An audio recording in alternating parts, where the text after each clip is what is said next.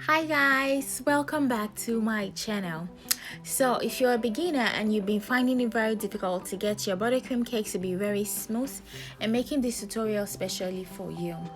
So once your buttercream cake has been crumb coated, you should put it in the fridge for at least 30 minutes. It helps your work to be better. It helps you do it way better.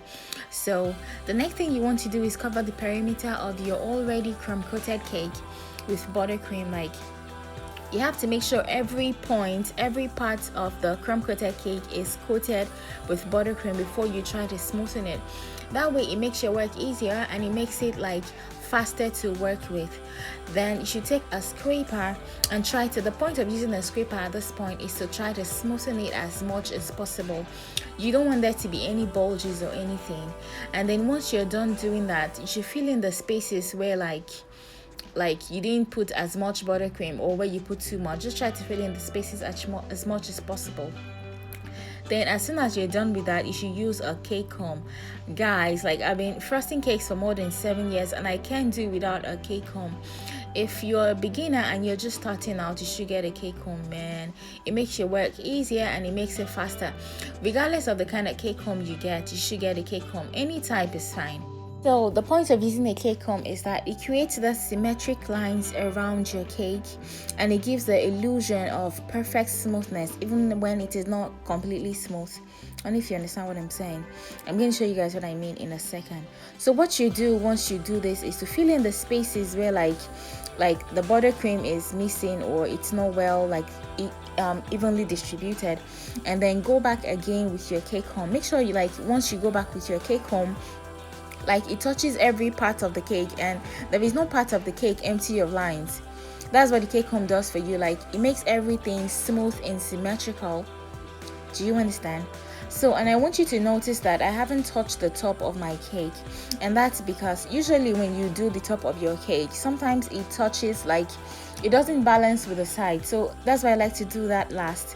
So once I'm sure every part of my cake is smooth by the side, what I like to do then is to put some buttercream on top of the cake and then spread it around. And I like to spread it to the side so that everything can be that way. You get an even symmetrical shape on top, and it will look very professional even if you're not using chocolate drips or anything.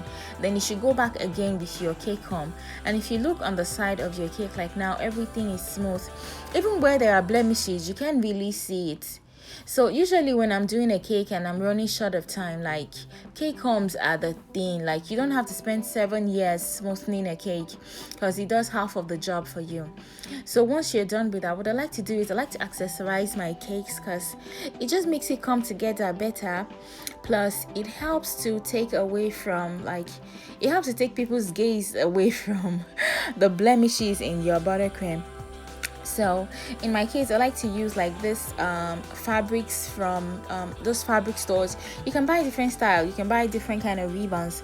It helps bring your cake together and it makes it look like you really know what you're doing. And if you're a beginner and you're trying to do a design, I'd like you to, it is always better if you use an edible print. Let's say for example somebody wants a cake that a particular kind of cake and you're not very good with fondant yet or something. Edible printing just makes your work easier. All you have to do is stick it and stick it on. Simple, and usually it makes it cheaper for the client than doing fondant. Do you understand?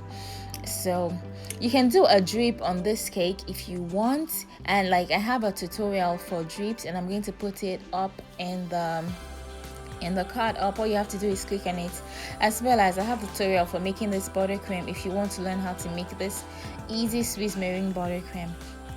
And so guys, that's all you have to do. And if you're a beginner and you're trying to frost a cake, you can watch this video a million times if that helps you, and then try to repeat everything I did.